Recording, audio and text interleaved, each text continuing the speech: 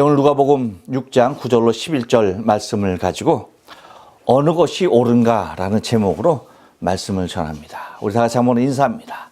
옆 사람과 앞뒤 사람과 그리고 사랑하는 가족들과 함께 인사하실 때 지난 한 주간 동안 평안하셨습니까? 인사합니다.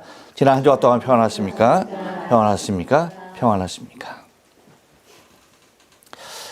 요즘은 너나 없이 바쁜 시대를 살아가고 있습니다. 어른 할 것 없이 모두 바빠요. 뭐가 그리도 바쁜지 우리의 삶을 보면 알 수가 있죠. 일주일이 어떻게 가는지 가늠할 수가 없어요. 금방. 어제 우리 같이 모여서 예배한 것 같은데, 일주일 지나서, 여러분, 하루가 지난 게 아니야. 얼마가 지났다고요? 일주일. 과거에는 노인들과 아이들은 상대적으로 매우 한가한 시간을 보냈지만 지금은 이분들이 오히려 가장 바쁜 삶을 사는 것 같아요. 청년들은 얼마나 바쁜지 어떤 시간이 없어요? 결혼할 시간이 없어. 그래서 결혼을 못해. 그리고 직장인들은 뭐 말할 것도 없는 것이죠. 시대가 이렇다 보니까 시간을 어디선가 좀 아껴야 하는 상황이 당연하게 됩니다. 그래서 번거롭고 시간이 들어가는 부분을 잘라내야 하는데 일하는 시간을 자를 수가 있어요? 없어요? 없죠. 이미 정해진 시간이 있어요. 운동이나 취미생활 여기에서 줄인다는 것은 삶이 너무나 팍팍하고 너무나 무의미한 것 같고, 그렇다면 어느 시간을 줄일까? 어느 시간을 줄일 수 있을까요? 생각해 보면 나에게 필요한 물건, 물품 이런 것들을 구매하는, 이런 것들을 사는 시간을 줄이는 것이 가장 효과적인 방법이라는 것입니다. 그래서 점점 뭐가 발달해요? 인터넷 쇼핑이 발달하게 되죠. 상점에 직접 가서 무슨 물건을 고르고 거기까지 가는 시간, 이 시간을 길거리에 버린다라고 하는 개념이 굉장히 커졌어요. 그렇다 보니 상품은 물론이고 여러분 식당에 가서 식사하는 것조차도 뭐예요? 가지 않아요. 뭐 합니까? 배달시켜요. 여러분 규동집 같은 경우만 봐도 제가 종종 이용하는 식당이에요. 스키야를 제가 좋아해요. 스키야. 규동. 스키야 규동. 맛은 알라나 모르겠네. 근데 여러분 장점이 뭐예요? 규동 제일 큰 장점은 빠르다는 거죠. 주문하면 바로 나오잖아요. 그리고 가격이 싸. 그리고 세 번째는 뭐예요? 맛있어. 그래서 이 맛을 끊을 수가 없는 겁니다. 특별히 저는 이 규동 먹을 때 쇼가를 좋아해서 규동인지 쇼가동인지 구분이 안 갈 정도로 쇼가를 고기를 다 쇼가로 그냥 덮어서 먹습니다. 그래서 어느 누군가는 저하고 같이 규동집 가는 걸 굉장히 꺼려해요. 창피하대.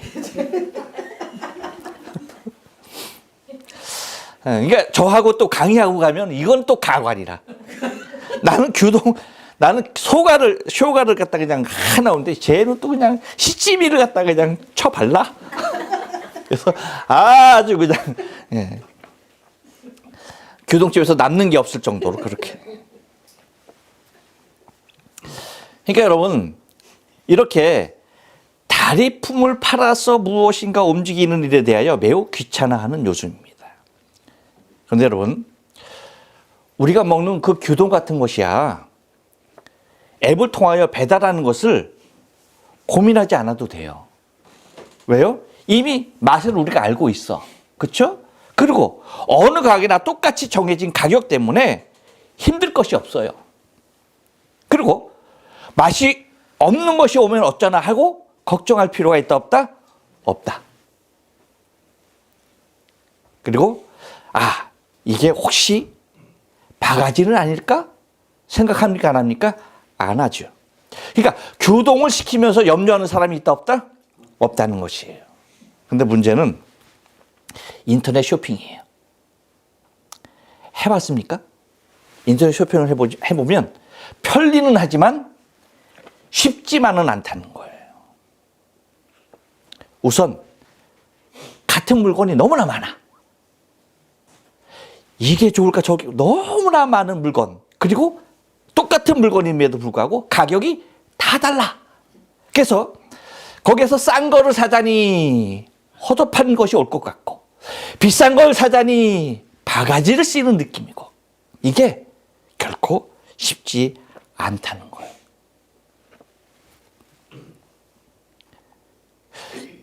왜냐하면 내가 시킨 물건이 이게 제대로 된 물건일까라는 등등의 문제들이 있는 것입니다. 곧 어느 것을 선택함에 있어서 직접 가서 사는 것보다 시간이 더 걸릴 때가 있다니까. 뭐가? 인터넷 쇼핑. 이렇듯 여러분, 선택을 하여 무엇인가를 산다는 것이 결코 쉽지만은 않다는 것입니다. 그런데 우리에게 있어서 이렇게 물건 하나 구입하는 것조차도 구별하는 것이 쉽지만은 않은데, 우리 인생에 있어서 어느 것이 옳은 것인가를 판단하고 선택하는 것은 과연 쉬운 일일까? 쇼핑이야 잘못된 것 구매하면 뭐만 버리는 거야? 돈만 그냥 잃고 마는 거예요. 그러면 돼. 근데 여러분, 과연 인생에서의 옳지 못한 선택에 대한 대가는 우리에게 무엇이 될까를 생각한다면 이것은 큰 문제가 아닐 수 없다는 것입니다. 그런데 오늘 본문은요, 바리새인과 서기관들에게 예수님께서 어느 것이 옳은 것인가에 대하여 묻는 내용을 통해서 펼쳐지는 것이 오늘 본문이에요. 그래서 우리도 같이 한번 어느 것이 옳은 것인가 함께 생각을 해보면서 은혜를 나누길 원합니다. 여러분, 어느 것이 옳은가 한번 따라서 합니다. 질문의 난이도입니다. 네. 이 물음에 대한, 이 질문에 대한 난이도를 우리가 먼저 생각을 해봐야 돼. 9절 상반절 말씀을 다 같이 읽습니다. 예수께서 저희에게 이르시되 내가 너에게 묻노니, 예수님께서 묻는 이 질문, 이 물음에 대한 난이도가 어느 정도일까 하는 거예요.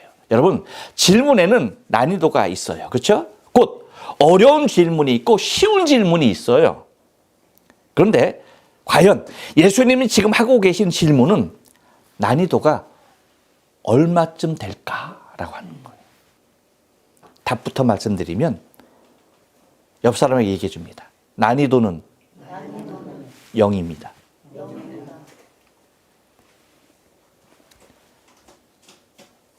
이 난이도가 0이라는 얘기는요, 여러분, 교동을 시키는 일보다도 쉽다는 거야. 무슨 얘기인지 아시죠? 교동이 어려워? 그러면 제일 싼 거? 짜장면? 여러분, 짜장면을 시키는 것보다 어려울 수 없는 거예요. 차라리 비싼 거, 탕수육을 시켜서 먹는 방법이 더 어려울 수가 있어. 왜? 이것을 찍어서 먹을까? 부어서 먹을까? 찍먹이를 할까? 부먹을 할까? 이게 더 고민스러울 수가 있다는 거야. 그렇다면 여러분, 우리 기독교에서 전하고 있는 복음의 난이도는 어느 정도가 될까 하는 거예요. 요거는 다른 종교하고 좀 비교해 봐야 되겠죠. 우리가 잘 아는, 한번 불교 한번 생각해 볼까요? 여러분 어떻습니까? 불교의 궁극적인 목적은 뭐예요? 왜 불교도가 아니라서 잘 모르시는군요. 다른 건 아니에요? 열반에 드는 겁니다. 해탈이에요, 해탈. 곧 이 열반에 든다라는 것이 무슨 뜻이냐면, 나에게 주어진 모든 고뇌로부터 벗어나는 것을 얘기하는 거예요. 나의 모든 번뇌가 다 소멸된 상태를 열반에 든다라고 얘기해요. 곧 괴로움의 근원일 수밖에 없는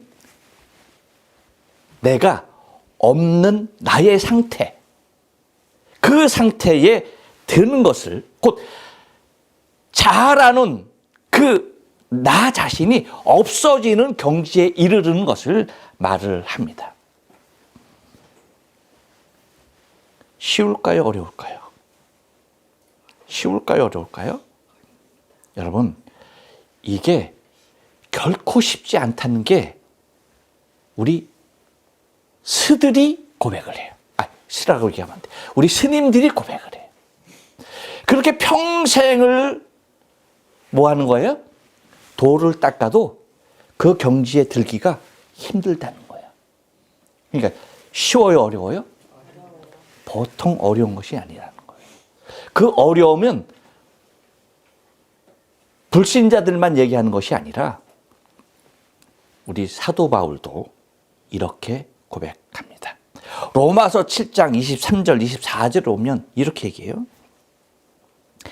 내 지체 속에서 다른 한 법이 내 마음의 법과 싸워 내 지체 속에 있는 죄의 법으로 나를 사로잡아 오는 것을 보는도다.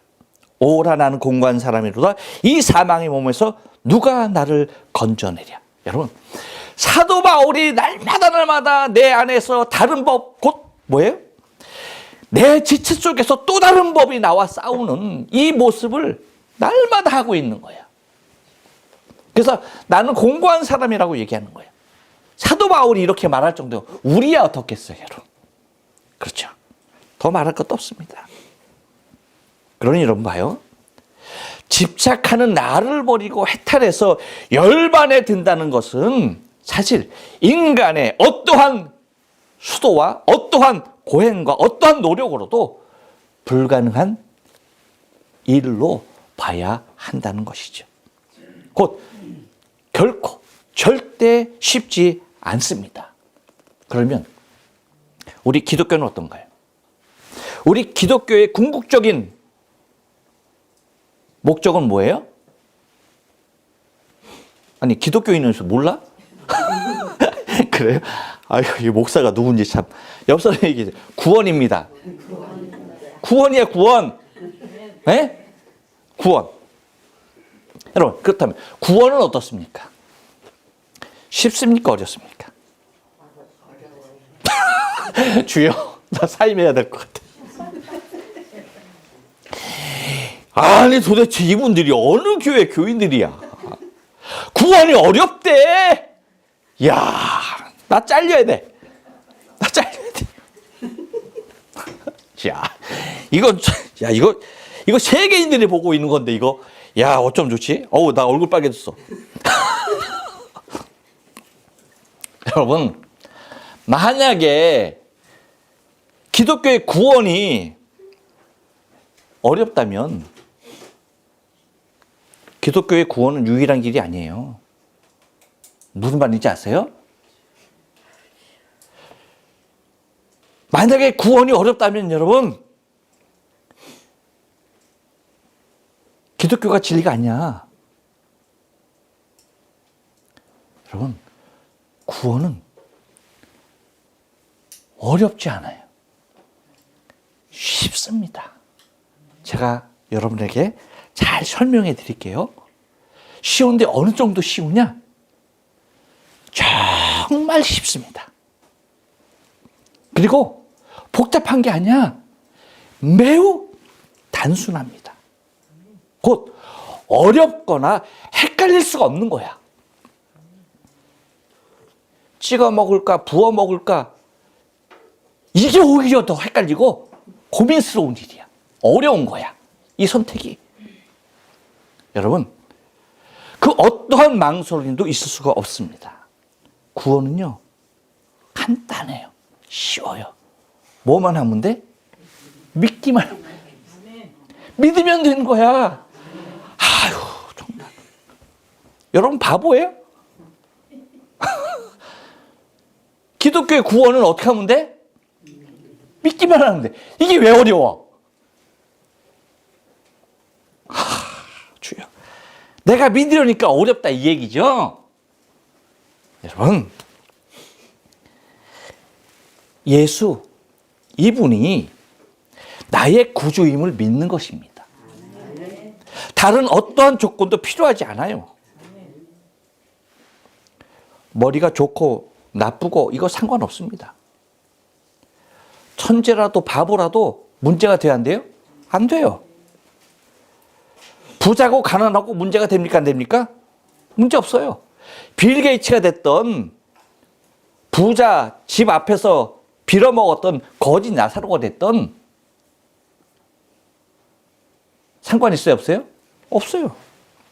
건강한 사람과 병약한 사람 문제 됩니까? 아니에요. 여러분, 미스터 코리아도, 말기암 환자도 문제가 되지 않는 거예요. 나이는 어떨까요? 나이는 상관 있습니까? 없습니다. 그러니 누구에게도 차별이 있을 수 있다 없다? 없는 거예요. 단지 믿느냐 못 믿느냐, 이 차이입니다. 절대 어려운 것이 아닙니다. 이렇듯 구원의 길이 결코 어렵지 않은데, 여러분, 하물며 예수님께서 지금 하시는 질문, 이 질문이 어려운 질문일까요? 쉬운 질문일까요? 여러분, 바보 아니죠? 아까도 말씀드렸죠. 여러분, 바보라도 문제가 없다니까? 어려운 질문일 수가 없어요. 기독교의 이 진리, 이 구원이 얼마나 쉬우면, 여러분, 너무나 쉬워서 예수님께서 구원받고 우리 천국 가잖아. 다 갈까봐 하나님 나라에서 천국을 뭐로 비유해서 다? 뭐로 비유했다네? 그냥 직접 말씀하셨어요? 다 비유로 말씀하셨어. 왜? 왜 비유로 말씀하셨을까요? 비유로 해서 헷갈리게 하시려고. 요걸 찍어 먹을까 부어 먹을까, 요 망설임을 주려고. 무슨 얘기인지 아시죠? 너무나 쉬워서 뭔 말인지 아리까리하게 하려고. 일본 말이잖아, 아리까리. 독일어로 뭐예요? 애매무호하게. 잘 모르시는구나, 그런 거. 그런 거 모르는 거. 이거 80년대 개그야. 이거 욕먹어, 이런 거. 여러분은 좋아하는데 요즘 시세들한테 이거 철퇴 맞을 일이 안 돼. 여기서 끝나야지. 독일어 중으로 끝나야지. 안 돼. 여러분 봐요. 그래서 마태복음 13장 10절 11절 보면요, 이렇게 말씀하십니다. 제자들이 예수께 나와 이르되 어찌하여 그들에게 비유로 말씀하시나이까? 라고 물어요. 그랬을 때 예수님이 뭐라고 말씀하십니까? 대답하여 이르시되 천국의 비밀을 아는 것이 너희에게는 허락되었으나 그들에게는 아니 되었나니 라고 말해요. 곧 천국에 들어가지 못할 자들을 못 들어가게 하기 위해서 복음이, 구원이 너무나 쉬우니까, 이거 천국을 제대로 말하면, 그냥 사실 그대로 말하면 천국에 들어가지 못할 사람이 있다 없다? 없다. 없는 거야. 그만큼 쉬운 거야. 그렇기 때문에 뭐로 말씀하셨다? 비유로 말씀하신 거예요. 따라서 예수님의 질문의 난이도는 0입니다. 실제로 우리가 질문의 내용을 한번 살펴볼까요? 어느 것이 옳은가? 한번 따라서 합니다. 선택의 난이도입니다. 9절 하반절 말씀 읽습니다. 시작. 안식일에 선을 행하는 것과 악을 행하는 것, 생명을 구원하는 것과 멸하는 것, 어느 것이 옳으냐 하시며. 예. 여러분, 요거는 유치원생들에게 물어봐도 절대 틀린 대답이 또한 잘못된 선택이 나올 수 없는 난이도야. 그래야 안 그래요? 여러분 봐요. 선과 악, 생명과 멸망, 어느 것이 옳은가? 이러한 질문은요, 여러분, 민망할 정도의 난이도야. 곧 본성이 사탄이 아니고서는 선과 악에서 악이 옳다라고 말할 수 없는 것이고, 생명을 구하는 것과 멸하는 것 중에서 멸망이 옳다라고 선택할 수는 없는 것입니다. 그럼에도 불구하고 뭡니까? 서기관과 바리새인들이 선을 행하는 일과 생명을 구하는 일이 옳지 못하다라고 하는 이유가 무엇입니까? 왜 그래야만 합니까? 지난주에 말씀드렸듯이 바로 안식일입니다. 여러분, 지난주에도 말씀드렸지만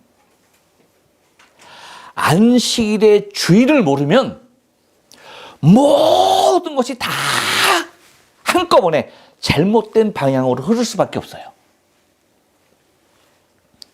다시 말씀드리지만 안식일은 사람을 위하여 있는 날이며 사람이 안식일을 위하여 있는 것이 아닙니다.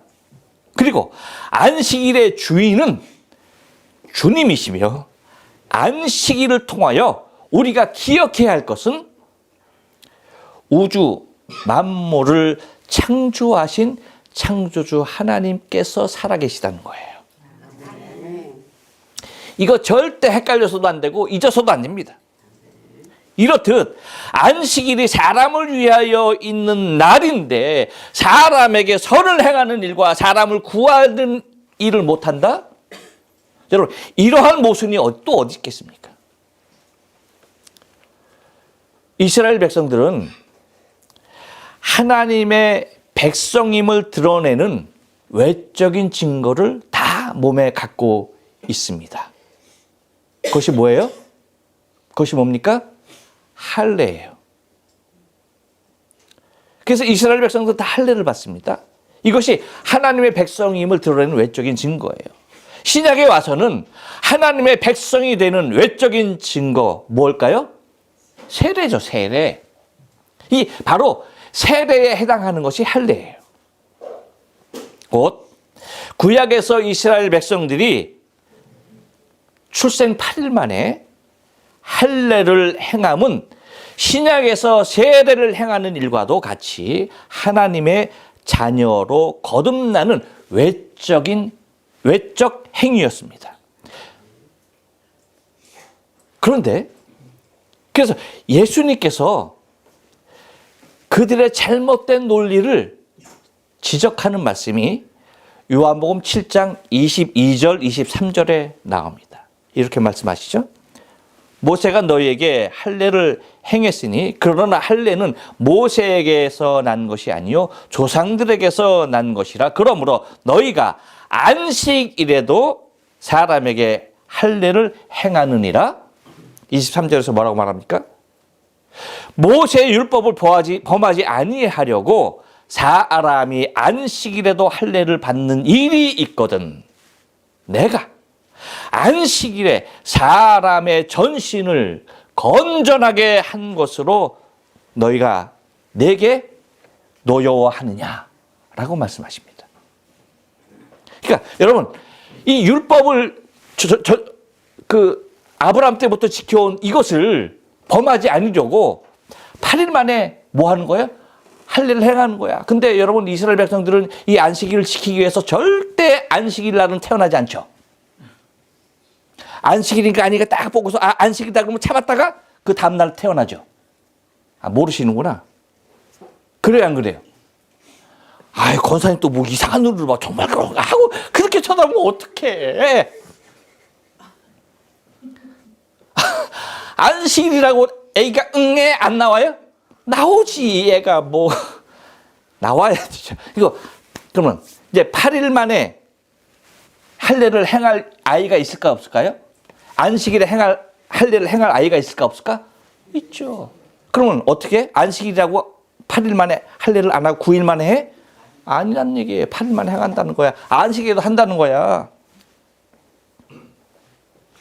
근데 여러분, 사실 이게 자신들에게 주어진 율법대로 한다면 그렇게 하면 돼, 안 돼? 안 되지.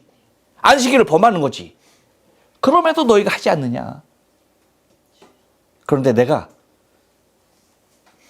죽을 사람을 살리는 이 일이 안식일에 행하는 것이 잘못되었다고 너희들이 나에게 노하느냐라고 말씀하시는 겁니다. 하나님의 자녀라 칭함을 받는 할례는 행하면서 하나님의 자녀들을 구원하는 행위를 옳지 못하다라고 하는 것은 여러분 삼척동자라도 경탄할 노릇이 아닐 수가 없다는 것이에요. 이와 같이 봐요 여러분. 9절의 말씀같이 안식일에 선을 행하는 것과 악을 행하는 것, 생명을 구하는 것과 멸하는 것 어느 것이 옳으냐 하시며 라는 말은 결코 어려운 선택을 강요하는 것이 아니라는 사실을 알아야 돼요. 그렇다면 여러분 어느 것이 옳습니까? 한번 따라서 합니다. 구원입니다. 크게 합니다. 구원입니다. 10절 말씀입니다. 다 같이 읽어보시죠. 시작. 무리를 둘러보시고 그 사람에게 이르시되 내 손을 내밀라 하시니 저가 그리하매 그 손이 회복된지라. 아멘.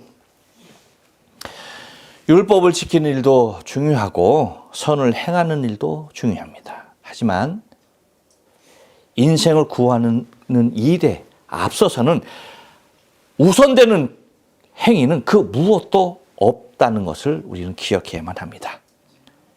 율법일 수도, 율례일 수도, 도덕일 수도, 그 어떠한 주장일 수도, 그 어떠한 기준일 수도 없는 것입니다. 인생을 구원하는 일은 그 어떠한 일에도 차선으로 밀려서는 안 된다는 것입니다. 보세요. 인간으로 살아가지만 모든 것을 잃은 자의 모습으로 인생을 산다는 것이 여러분 말씀드렸죠. 단순히 오른손 마른 거, 오른손 쓰지 못하는 거, 그거 단순한 그런 사건이 아니라니까. 이것은 차라리 죽은 생명에 비하여 아무런 낙이 없는 상태를 얘기하는 것이라고 여러 번 말씀드렸잖아요. 그런데 주님께서 그러한 인생을 하셨습니다. 그렇기에 그를 보고 외면할 수가 없었던 것입니다. 이것은 안식일의 문제가 아니며 사람들의 주장이 문제일 수가 없다는 것입니다. 그래서 10절에서 말씀하시는 걸 우리가 가만히 살펴보면 먼저 뭐라고 말합니까? 무리를 둘러보시고 라고 얘기해요. 무리를 둘러보셨다. 어떤 의미일까요? 생명을 구원함에 있어서 여러분 망설임도 인간의 그 누군가의 허락도 필요하지 않고 이 생명을 구원하는 일에 그 누구라도 이견이 있다면 지금 말하라는 뜻입니다. 내가 지금 이 생명을 구원하려고 하는데 안식일이라서 이것에 대하여서 무엇인가 다른 옳은 무엇인가가 있다라면 말하는 거예요. 그래서 둘러보시는 겁니다. 오히려 모든 이에게 선포하는 것과도 같이 공개적으로 행하시는 모습을 보이시고 계시는 것이 무리를 둘러보시는 상황입니다. 그리고 그 다음에 뭐라고 말씀하십니까? 그 사람에게 이르시되 내 손을 내밀라 하시니 라고 말해요. 이 말씀은 뭐예요? 다른 뜻이 아닙니다. 내가 너를 구원하려고 하는데 네가 나를 믿느냐? 라는 말씀이시죠. 그렇죠? 그러자 뭐라고 말합니까? 저가 그리하매라고요. 저가 그리하매. 이 말은 뭡니까? 아멘. 내가 당신을 믿나이다. 라는 믿음을 의미합니다. 그리고 그 손이 뭐라고요? 회복된지라 라고 말해요. 이것은 믿음의 결과를 말하는 것입니다.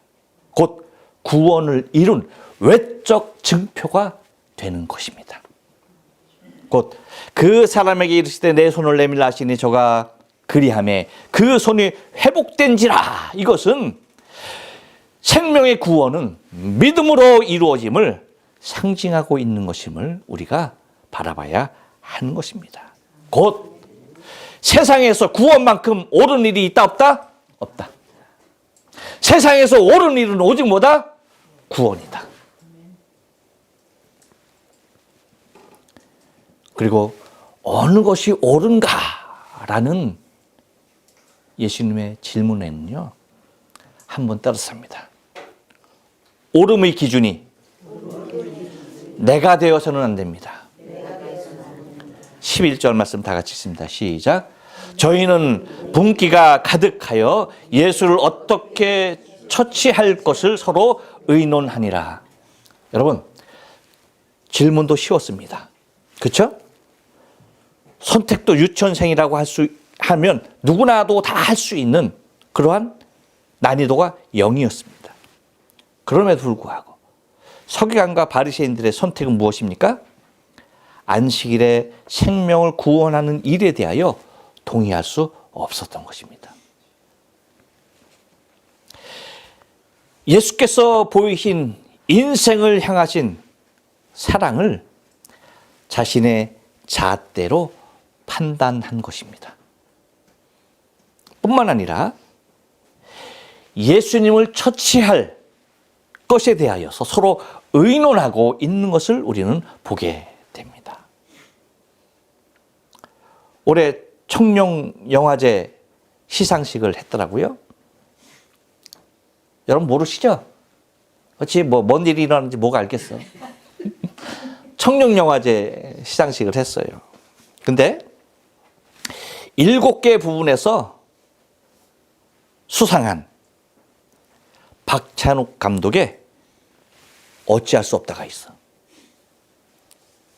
뭐가 있다고요? 영화 제목이 어찌할 수 없다야. 근데 제가 이 영화를 보지 못해서 뭐 확실하게 자세하게 말씀을 드리지는 못하지만 주인공 만수와도 같이 자신을 지키기 위해서 경쟁자들을 제거해야 하듯 서기관과 바리새인들은요, 자신들이 지켜온 자신들의 의로 치부되었던 그 기준을 지키기 위하여서 선을 행하는 것이 아닌 악을 행하며 생명을 구하는 것이 아닌 생명을 죽이는 일을 구상하고 있는 것입니다. 안타깝게도 이러한 현상은 서기관과 바리새인들 그리고 만수에게만 있는 것이 아니더라고요. 우리의 삶의 현실에도 나타나고 있습니다. 정치적으로도 나타납니다. 사회적으로도, 교회적으로도, 그리고 나 개인적으로도. 우리 한번 머리를 한번 두드릴까요? 어쩔 수 없다. 해보라니까? 이게 포인트야. 어쩔 수 없다. 이런 현상이 일어난다니까. 근데 이유는 멀리 있지 않습니다. 바로 내가 옳음의 기준이 되어야 하기 때문입니다. 내 뜻이 정답이어야 하기 때문에 그래요. 여러분, 내가 옳음의 기준이 되어서는 너무나 위험합니다. 모든 인생의 부작용이 여기에서 출발해요. 오직 옳음의 기준은 안식일의 주인이시고 생명을 구원하시며 선을 행하시는 예수 그리스도가 되어야만 하는 것입니다. 이것이 진리이고 생명이며 이것이 우리가 나아갈 길이 되는 것입니다. 우리는 우리 자신을 가만히 생각해 봐야 합니다. 내 안에 차오르는 이 분이 무엇 때문인지를 좀 생각해 봐야 돼. 내 안에 왜 분이 차오를까? 여러분, 내가 주인이 되어야 하고 내 주장이 옳아야 하고 내 뜻이 기준이 되어야 할 때에, 내가 정한 율법이 정답이 되어져야 할 때에 여기서 빗나가며 여기서 벗어나는 만큼 모든 것들이 저희는 분기가 가득하여 라는 말씀과도 같이 내 안에 분으로 가득하게 되는 것입니다. 여러분, 오름의 기준은 나일 수 없고 나여서도 안 되는 거예요. 그렇다면 여러분, 어느 것이 옳습니까? 오직 오름은 당신의 생명을 내어주시면서까지 나를 사랑하셔서 나를 구원하신 예수님만이 정답이며 모든 기준이며 유일한 구원이며 모든 시대를 넘는 옳은 것이 되는 것입니다. 할렐루야. 아멘.